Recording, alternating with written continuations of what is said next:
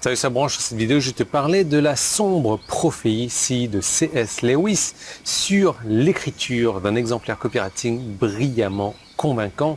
Juste avant qu'on rentre dans le vif du sujet, tu actives les notifications. Si ce n'est pas encore fait, tu t'abonnes à la chaîne YouTube, bien entendu, pour recevoir une nouvelle vidéo gratuite tous les jours pour t'apprendre à gagner de l'argent sur Internet. Et on démarre de suite.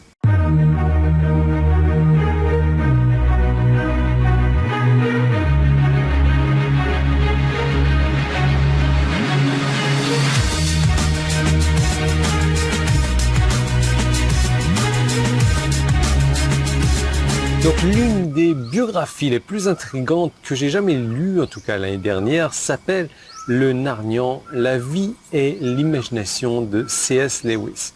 De toute évidence, il s'agit du grand écrivain et penseur chrétien C.S. Lewis, et il était connu pour être un grand débatteur à la fois quand il était athée et plus tard quand il est devenu chrétien, créant certains des récits chrétiens les plus influents jamais publiés.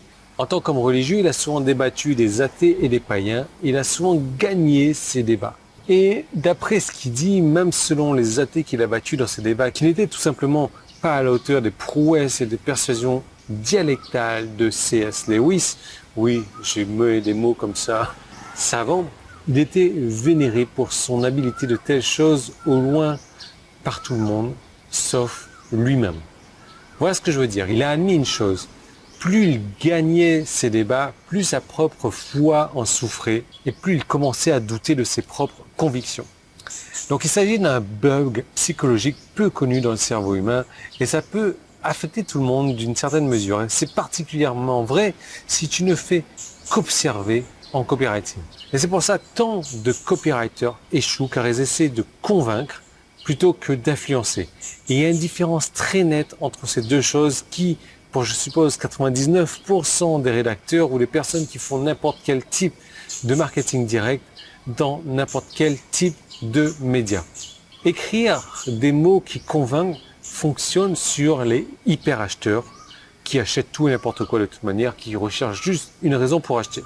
Mais ça repousse, ça désactive les sceptiques qui représentent quand même 2 à 5 fois plus que les hyper-acheteurs. Et eux, ces personnes-là, ils sont à la recherche de raisons de ne pas y croire.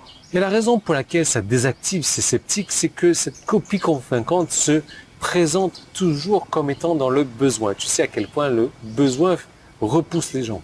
Comme si le copywriter lui-même ne croyait pas à ce qu'il écrivait. Il s'agit d'un problème de copywriting très insidieux que personne ne semble vouloir résoudre aujourd'hui jusqu'à présent. Et voilà pourquoi.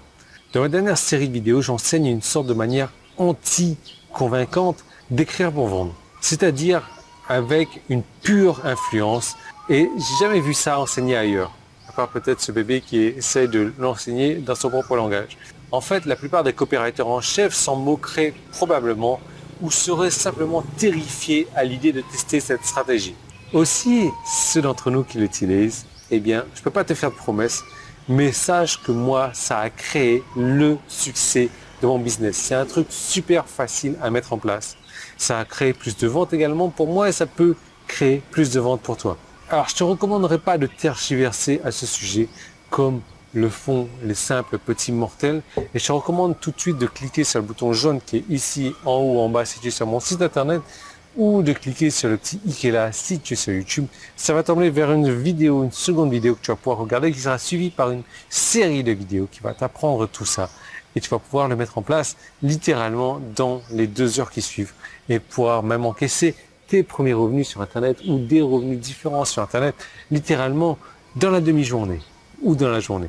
Je te laisse réfléchir à tout ça, je te laisse regarder tout ça. En tout cas, je te retrouve tout de suite de l'autre côté.